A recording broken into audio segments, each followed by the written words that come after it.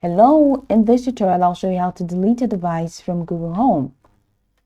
Removing a device from a Google Home app is simple but important if you want to declutter your smart home setup or if you are no longer using a device. So let's walk through this process together.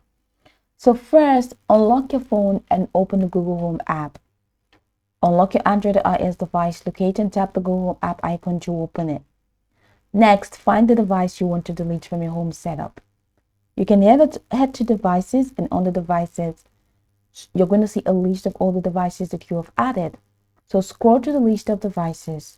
Now tap on the device you want to remove to open its control panel. Once you're done, let's access the device settings to prepare for removal. So once you tap on the device you want to remove to open its control panel, tap on the gear icon in the top right corner to open settings for that device. Now, scroll down to the bottom of the device settings page. Tap on Remove Device or Unlink Device. The wording may vary slightly. Confirm your choice by tapping Remove in the pop-up.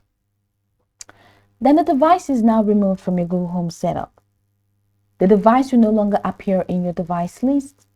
It's now disconnected from your Google Assistant and cannot be controlled until added again.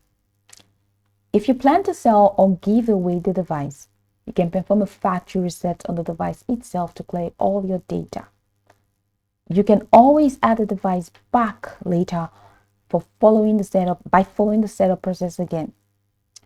If the device doesn't appear for removal, ensure it's online and connected to your network. Okay, so the process is simple. Just go ahead and tap on the device you want to remove to open its control panel. Tap on the gear icon in the top right corner to open the settings. Scroll down to the bottom of the device settings page. Tap on Remove Device or Unlink Device. Confirm your choice by tapping Remove in the pop-up. So go over the tutorial from the top to the bottom to get acquainted with the steps. And once you're done, you'll be good to go. I hope this tutorial marvelously helped you search.